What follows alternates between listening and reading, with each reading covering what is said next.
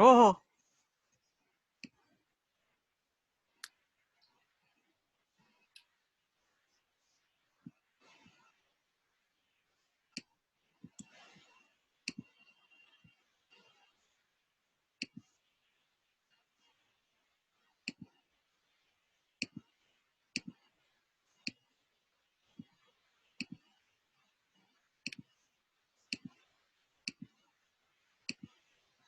oh, we're losing people.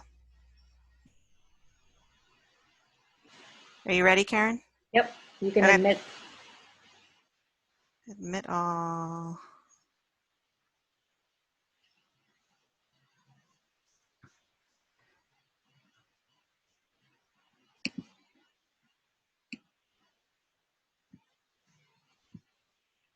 Hi, everybody. Looks like we've got all of our attendants coming in here. We're just a little bit behind schedule, but I want to welcome you all. My name is Maria Burchell. Welcome to our SCLO Library Zoom room. I want to thank you all for joining us today at our BookFest Adult Author Talk, part of Central Pennsylvania's Festival of the Arts. So a bit of housekeeping today. We're just asking you all to keep your mics muted if you haven't already, and to turn off your video. We don't have questions, we don't have time for questions today, unfortunately, but you will see links in the chat box to the authors' websites, and you can purchase books there or by going through bookfestpa.sclolibrary.org. You can find all the authors under the header In the Tent. We encourage you to support them as you are able. So without further ado, I will turn the mic over to Kate Frick of Penn State Press. Hi, everyone. My name is Kate Fricky, the Press's Associate Marketing Director, the Associate Marketing Director from Penn State University Press. And we're so thankful to SCLO for asking us to co-host this event. Penn State University Press is a nonprofit publishing house that started at Penn State in 1956. We publish books, scholarly journals, and even graphic novels. On the slide, I think that should be coming up soon. You can see several books that have just been released from Penn State University Press or that are coming out this fall that we're pretty excited about. You can visit us online at psupress.org to browse all of our books and journals and our latest catalog. And you can save 40% off of your order through July 30th with discount code NR18. University presses and other small publishers like us depend and thrive on close ties with their communities, which is why I'm so thrilled that SCLO asked us to be a part of this event. And I'm looking forward to learning more about all these wonderful authors. And the first author that you're going to hear from today is Heather Hamble-Curley. Hi, everybody. My name's Heather, and I write mainly paranormal, dystopian, urban fantasy, romance, which is weird considering when I started writing, I wrote historical fiction, just fact verified historical fiction. And when that got really complicated and hard to sell, I started called Random Contemporary, which turned out to be my series, The Lazarus Society, which is in the bottom corner. With Me Now is the first in that series. I'm considered an indie author since I do mostly my own publishing, but I also have an agent. So maybe one of the bigger publishing companies will pick up one of my books. I have a couple out there right now. My most recent book that is published is Under the Devil's Sun, which is an urban fantasy about a girl with special powers who is navigating the post-apocalyptic world. She doesn't have to wear a mask like we do, but you know. Videos. What I'll do is read you just a little bit of the first chapter of Under the Devil's Sun, which is Chapter 1. I am a split soul. Before my mother died, she explained I have one blue eye for my radiant soul and one purple eye for my cursed side. So when the division happened and all the world went to shit, it was people like me who got blamed, the poisoned children, the unfortunates. Now, almost 2 decades later, trapped in a divided world, I did my best to survive. I snorted at the thought, slamming the blade of my small hatchet down with as much force as I could muster. The chicken's head split from its body. It squawked a final time. Chaos reigned over what was left of our town, with some poor excuse for martial law making rules everyone broke anyway. Most people pitied us. Heck, they blamed us, but they needed us. With so many people going missing, they needed warm bodies to keep things moving forward. If you could call it that. It seemed like we were moving backward. So that is from, like I said, Under the Devil's Sun, which is my most recent book. And coming soon is going to be a thriller set on the Appalachian Trail. So that one was pretty interesting. And about me, I am full-time, work 40 hours a week for an insurance company and thrown into homeschooling my children. So everything is pretty crazy with me. So I have a website and a blog where I blog regularly about crazy adventures, which mostly are from home nowadays. But in my spare time, if there is any, I also like to run marathons, and which are now also virtual. So I am out and about in Central PA, just running and just generally being weird and researching books. So if you see me awkwardly staring at you, it could be because I'm writing. But that's about it about me. So I'll turn it back over to Kate. Thank you so much for having me. Thank you, Heather. Our next author is J.L. Delosier. Hi, everybody. Thanks to SCLO for inviting me. This is my second book fest. I was here last year, and of course that was in person. So when I was deciding how to approach this today, I decided, since I can't chat with all of you in person, I would just simply address the most common question that I get asked at every book event, which is, where do you get your ideas? I think that's the most common question that every author gets asked at book events. So the answer to that is I get my ideas from everywhere. I get them from newspaper articles, from overhearing conversations at the grocery store.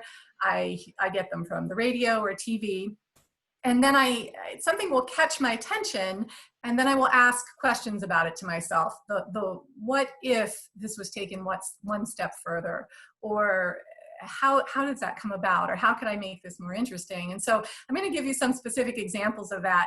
I do write across genres. I call myself a thriller writer with some scientific elements, sort of like Michael Crichton, but I've also written some horror, some crime, noir, even an occasional science fiction short story. So first I'm going to talk about Con Me Once, which is my most latest book. It came out in February. And it's a heist novel, sort of like Ocean's 11, where you have a bunch of young guys who dress up in superhero costumes and help little old ladies cross the street.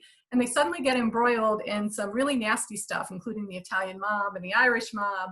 And this idea, it's a very quirky story. It's gritty but quirky. And the idea came while I was actually sitting in a waiting room a year or so ago. The waiting room had lousy magazines. We've all been there, right? Where the magazines are 3 years old and they're terrible. So the only magazine I had available to me was a Gentleman's Quarterly from 2 or 3 years ago. So I picked up this GQ magazine, and there was an article in there about a real man named Phoenix Jones from out in Seattle. And Phoenix Jones is part of the real life superhero community. So these are men mostly who dress up in homemade costumes and patrol their neighborhoods and help little old ladies cross the street. And this reporter tailed Phoenix Jones for a couple of days and wrote an article about him.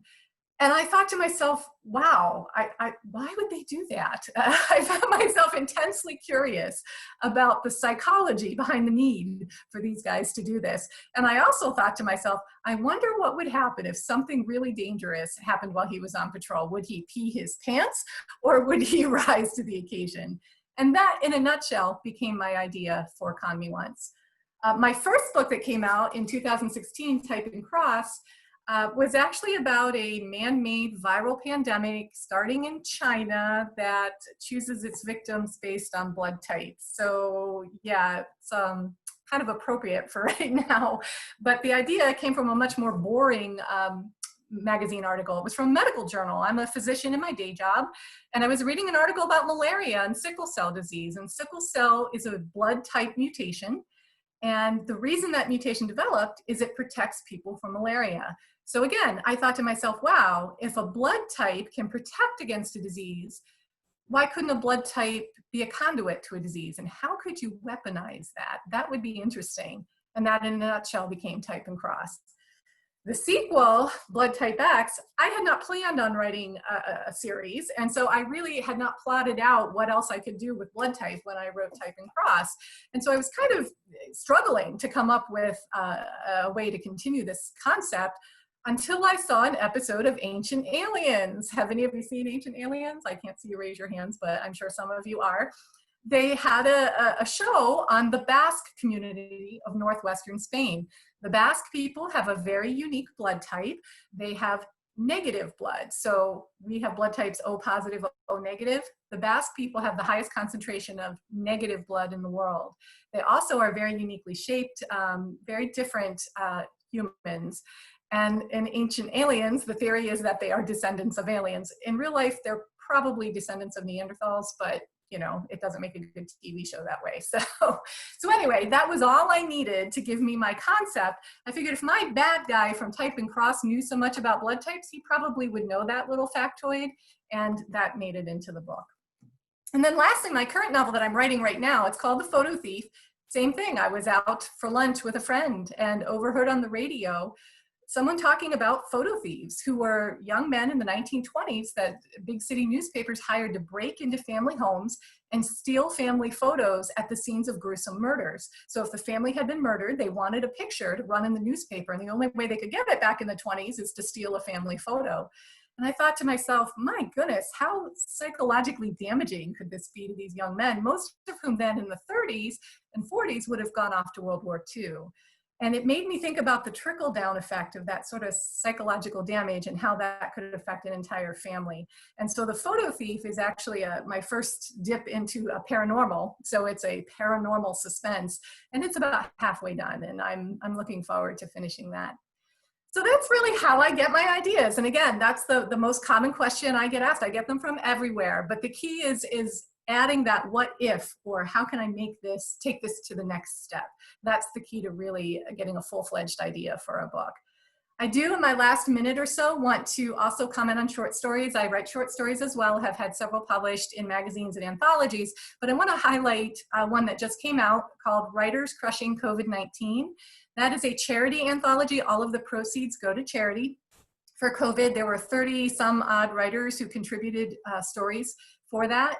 And most of them are very famous and well respected. I'm not sure how I slipped in there, but it's a great anthology. Lots of wickedly wonderful short stories and some personal essays as well.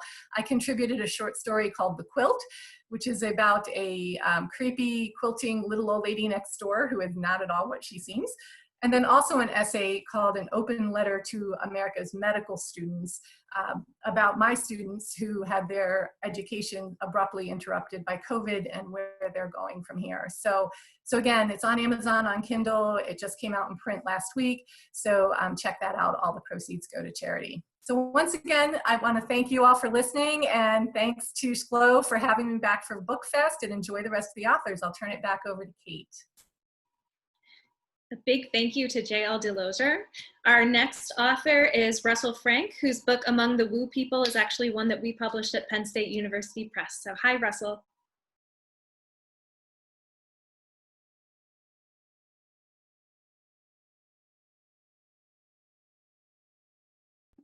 Sorry, I was muted. Hello. Let's see, I'm going to pretend I'm just talking to you, but actually I wrote something out in advance. So, I started writing columns for the Center Daily Times in 1995. It occurs to me I'm coming up on like 25 years in State College, which sort of blows me away. I started writing columns for statecollege.com in 2009. So all told, I've probably written about 1,000 columns since I've been in State College. That's about 800,000 words, if you're wondering. And double spaced, that would be about 3,000 pages. And if you're wondering what 3,000 pages looks like, it looks like this. These three books all put together. So a couple of years ago, I dove into electronic and paper archives that contained all these old columns with the goal of selecting about 100 that remained funny or interesting enough to be republished in a book. And as Kate mentioned, Penn State University Press brought it out in 2017, and the book looks something like this. Among the Woo People, a survival guide for living in a college town. And so the column I'm going to read right now should have some obvious relevance to our current situation. It was written in October 1998. The only things you need to know for background, at the time, my children were 11, 8, and 5 years old, which means they're all grown-ups now. And the New York Yankees were playing the San Diego Padres in the World Series. And in terms of my rooting interest, I think you can see from my coffee cup what that is. So, so here's the column. I have the cooties. So do you. The scourge apparently has mutated, for the cootie shots we got when we were kids cannot protect us now. I found out I had the cooties in a downtown State College bar the other night. I don't go to bars much. Happy hour in the taverns is the nut out hour at home, the time when a terrible confluence of hunger and fatigue turns siblings into rivals. Things calm down once we get dinner on the table, but then comes KP, kitchen patrol, lunch making, laundry folding, brushing teeth, and reading books aloud. Then, of course, we collapse in a heap. This October, though, everything is different. The beloved Yankees of my youth are having a dream season, and I have to watch the games. Since my wife and I are terrified of the influence of television, I have to watch the games elsewhere than at home. Most nights I've barged in on Friends, but when one of the games started at 4 p.m., I went straight from the office to the bar stool, leaving my family to fend for themselves. So I'm sitting there on my bar stool, eating entirely too many chips and pretzels, sweating out the disappearance of the Yankees offense, when in walks my friend Steve. We shake hands, glad to see each other. But no sooner has flesh ceased to press flesh than he whips out a bottle of antibacterial lotion, squirts a few blobs into his palm, and begins furiously rubbing his hands together like he's Lady Macbeth, stained with indelible blood.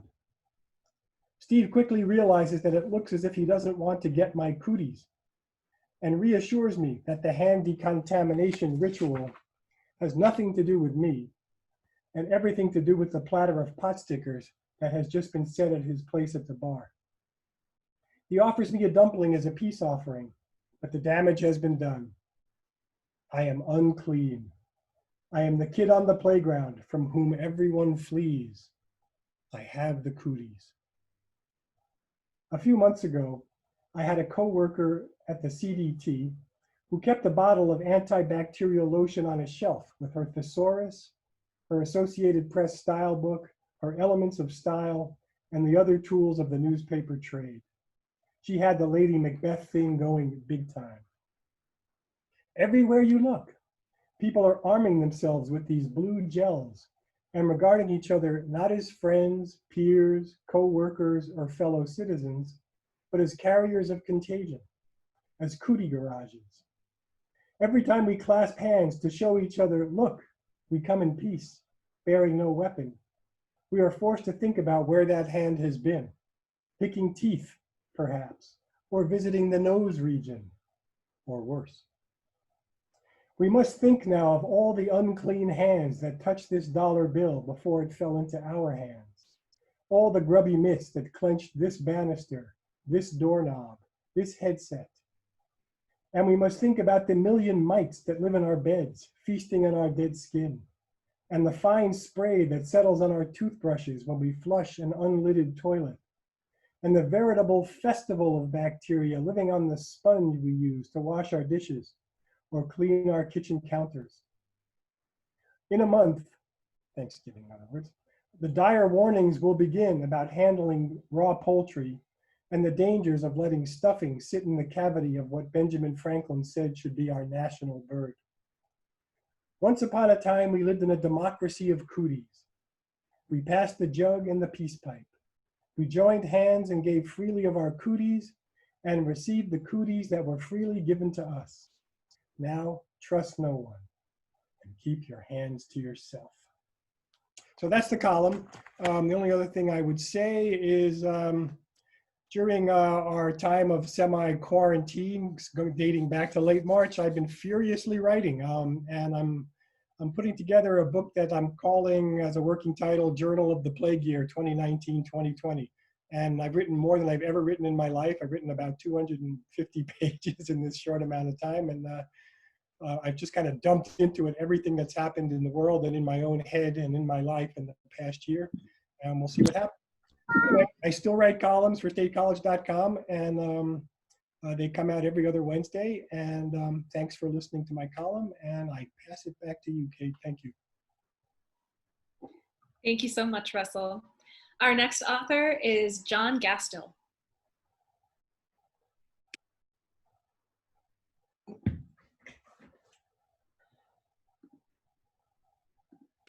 Gotta unmute yourself, John.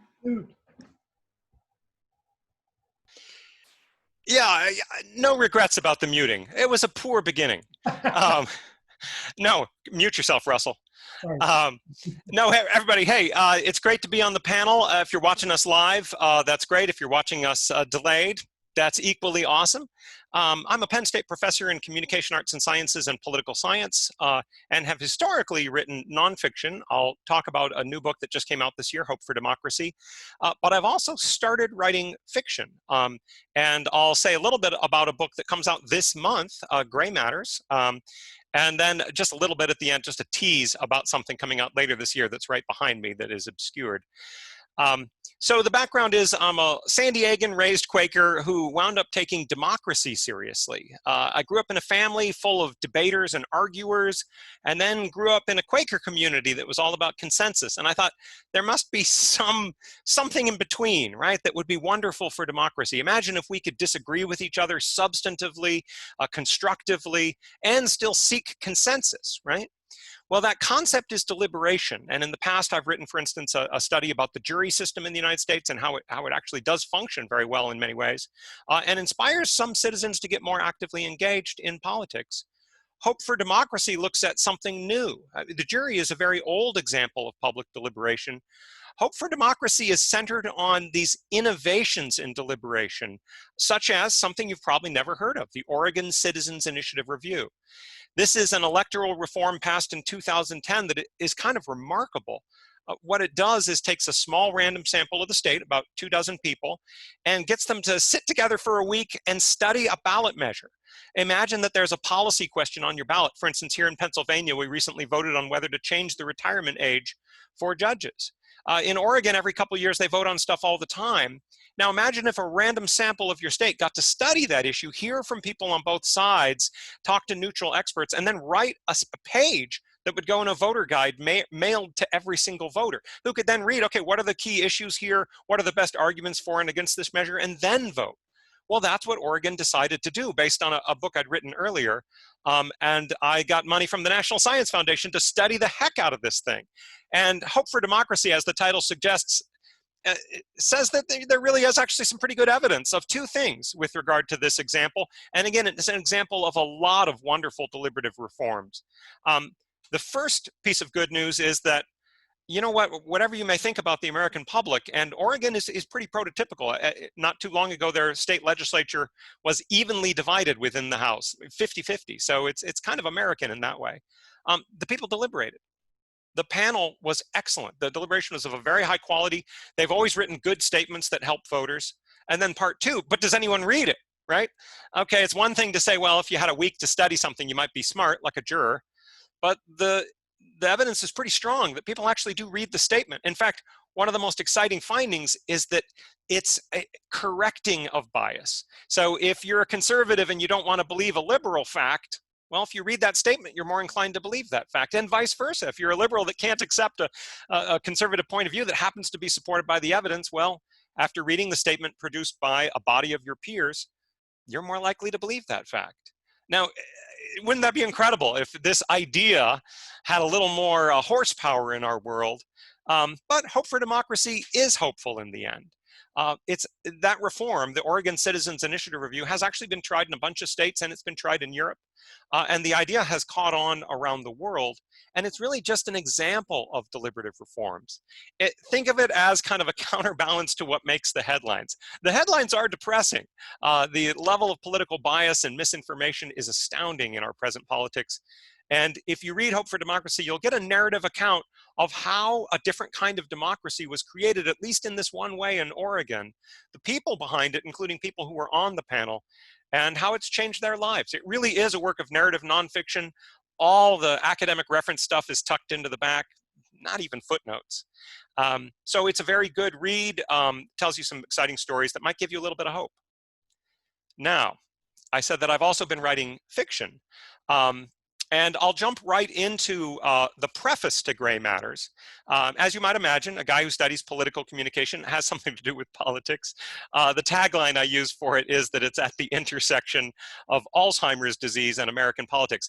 That pairing seemed bolder when I wrote the book, but now it almost seems obvious.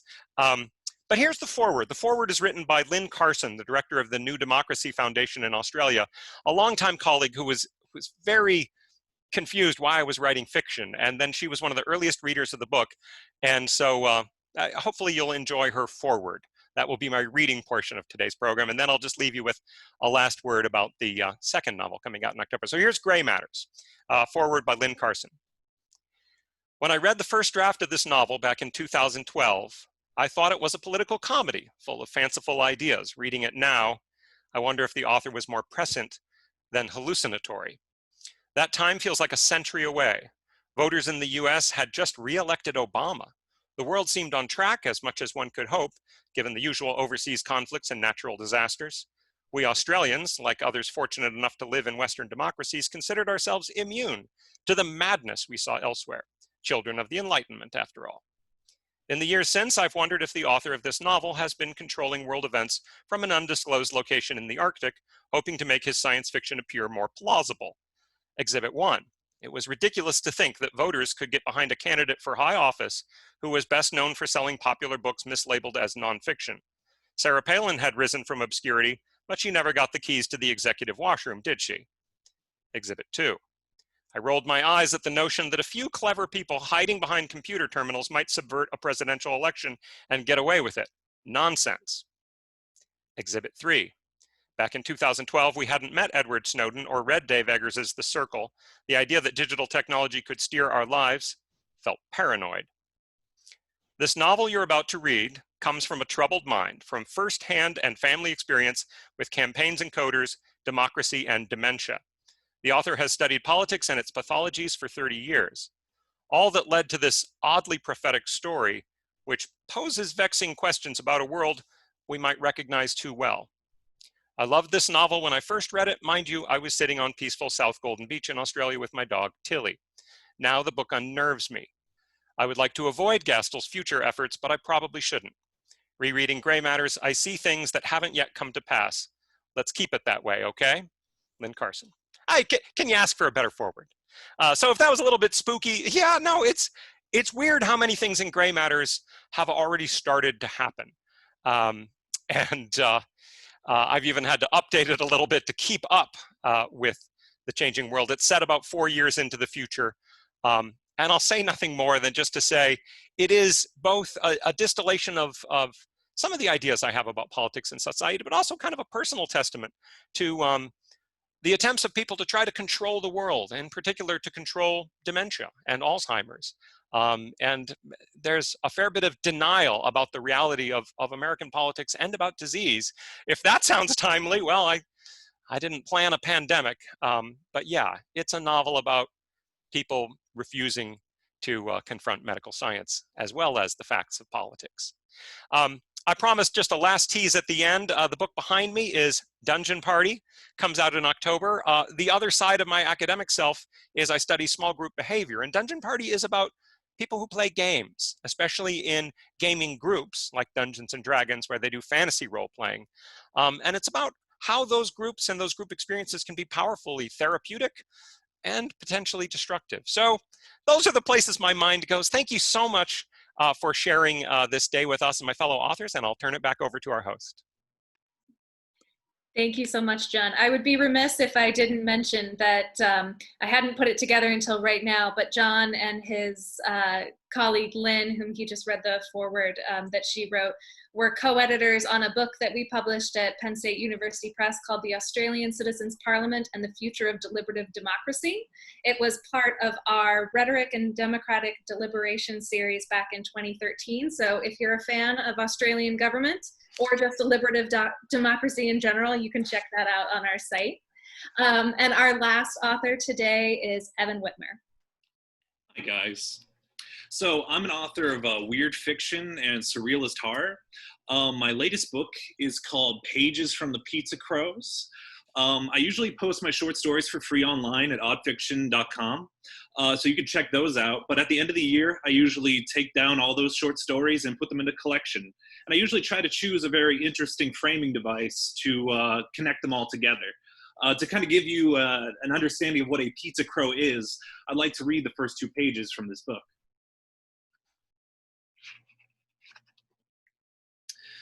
I have a bad habit of leaving my window open in the middle of the night.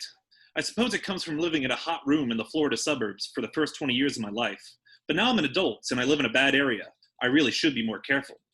Luckily, I haven't had a break-in by an actual person, but I did wake up one morning to find a crow had found access to my room. He was pecking at my desk, trying to pick up the leftovers from a s'mores Pop-Tart I'd left out overnight. I don't eat the edges, they taste too dry. I wasn't really scared of the crow since it didn't seem agitated or diseased. I figured if I just ignored him, he'd just run out of scraps and he'd just leave on his own accord. I was right to an extent. The crow left, but unexpectedly he would return several hours later. I thought perhaps he wanted more food, but to my surprise, he instead dropped a small gift on my windowsill before quickly departing. Upon closer inspection, it was a gold wedding band with the word irreplaceable engraved along the side in an old English cursive.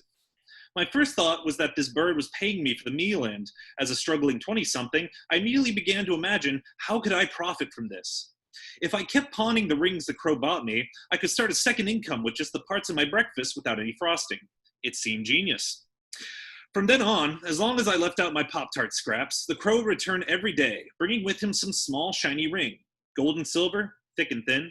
Some plain, some engraved. None were ever truly worth anything. However, I was patiently waiting for the day one day would come with a diamond on its head, but that day would never come. Once I switched his treats from Pop-Tarts to store-bought birdseed, I immediately noticed a change in my rewards. In exchange for the seeds, I was given trucker caps, the cheap kind with the netting in the back. They were, once again, nothing valuable, but I definitely picked up on the fact that it seemed different foods were traded with different currencies. So I collected a few of the caps, just enough to hand out to my friends, and moved on to some other edible to see its effect. Crackers got me bumper stickers, berries got me spools of string, shredded chicken got me McDonald's toys. I kept switching it up, hoping that eventually I'd land on something valuable. But then, handing over a French fry bought me a seashell. And after that, I decided to take things in a completely different direction. You see, I shouldn't have gotten a seashell. I live in Peoria, Illinois. There's no beach for which this crow could be traveling to, not with how fast I was receiving them. I realized then that something strange was going on. And it wasn't some get-rich-quick scheme. It was a paranormal phenomenon, something worth recording. Over the next 2 months, I started a meticulous experiment. Every 3 days exactly, I would switch up the food and then write down the rewards. The results of my study are listed below. And I have a nice little graph for you. The last 3 are as followed. For tomatoes, I got live hermit crabs. For crickets, I got razor blades. And for pizza, I got pages. The last entry on this list was unintentional. The pizza was actually for me. I left out a dish of plain salt for the crow. It seems, however, the crow prefers Italian food to a mountain of spice. I'd left a box of pizza on my desk as I used the bathroom, and in just those short 5 minutes, the crow kicked over the bowl of salt, flew through my window, grabbed one of the razor blades he'd gifted me, and sawed through the top of the pizza box. When I came back from the bathroom, the crow had gone through at least 3 slices all by himself. Upon seeing me, he looked panicked, then quickly flew off. I was mad at first, and I had absolutely no intention of feeding the crow another slice. However, that changed the following morning when I received my present. It wasn't nearly as dazzling as some of his earlier gifts. It was just a page of lined notebook paper, rolled up in his claw. When the crow dropped it, I quickly unraveled it and read its contents. It fascinated me. There were 10 paragraphs, all written in blue pen. The language was English, and the font was print, not cursive. There were several little typos scribbled out and replaced. There was a title at the top, but it had no author. This was clearly the first page of a much larger story. And to get the next page, all I had to do was continue to feed the bird the same type of pizza. It took a total of 18 days before I reached the conclusion. Now, each of these stories that I got from the crow are in this book, and there's a specific one that I just also like to read to you, so you get an example of exactly what the short stories are more like. This one is about a sentient bear who spies on people in the woods. I really like to tell people the story of how this bear gained sentience. I've idolized the New York Times bestseller since I first gained the consciousness level of a human being. Before that, I had the simpler life goals of your average Ursus Americanus. I wanted food. Living right outside of Fort Collins, my best choice for sustenance was to walk onto the nearby campus and raid the dumpsters and garbage cans for scraps. At first, I was gaining most of my nutrition from pizza crusts and chicken bones outside of a dollar slice pizzeria. But over time, I found better options. The key was to go where the rich kids were, Fraternity Row. The selection here was far more vast. Sammy had discarded Lockies and brisket, Knack had half-eaten pastels and chivitos, and Adelpha Coast had just boatloads of bougie mac and cheese. I was surprised no one ever called the cops on me that whole brief period of culinary delight.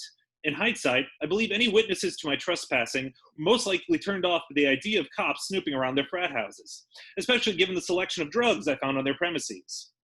It was not uncommon that I'd find myself high or drunk after ingesting the frat trash. Their foods were often laced with hallucinogens, uppers, and downers. At first, it just made me dizzy, remedied by a quick nap in a shady spot in the bushes. But eventually, my curiosity had permanent effects. I was munching on brownies at the bottom of a compost heap outside of AGR when I noticed the usual effects of ingesting stimulants. I felt a numbness in my nose, followed by sparkles in my cheeks. I expected to feel my heart rate go up, but instead the sensation in my chest was focused around my lungs. I was breathing rapidly, consuming massive amounts of oxygen to support some change brewing in my anatomy. It was extra support for a growing brain. Whatever cocktail of drugs was in those brownies had an unusual reaction with the neurological chemistry of an American black bear. I find myself slowly breaking apart my thin stream of consciousness into various aspects. Setting, climate, time of day, all became recognizable from the usual pinhole of light and sound I used to follow. Fresh food suddenly became distinct from garbage, and I felt utterly sickened by my previous behavior. I suddenly realized how stupid I was acting, trotting around, a wild animal, in the middle of the human domain. I had levels of self-consciousness for the first time. It was urging me to flee back into the safety of the woods. From then on, my ever-growing intelligence commandeered my body for obtaining massive amounts of information. I felt compelled to spy on humans that came into my forest in order to better understand how to use this big, curvy brain of mine.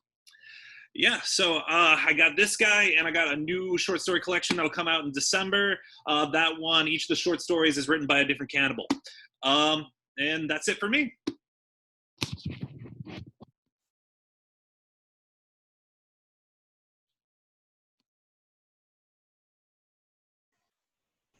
Wow. So we really motored through those authors. Thank you guys so much for taking the time to join us today and present about your books and columns that you've been writing. I know this is just a nuts time to try to come up with anything creative. So hats off to you guys for continuing to put two words together right now.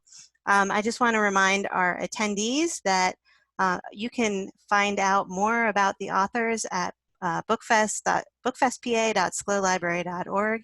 You can review this live stream on Facebook, and the post of the event itself will go up, I'd say, probably in a day or so. Thank you all again. We have a drink and draw program tonight at 8. You are welcome to register for that. And then tomorrow is the culmination of BookFestPA with Lisa Scottolini and Francesca Saratella at 7 p.m. Thank you guys again, and have a great night.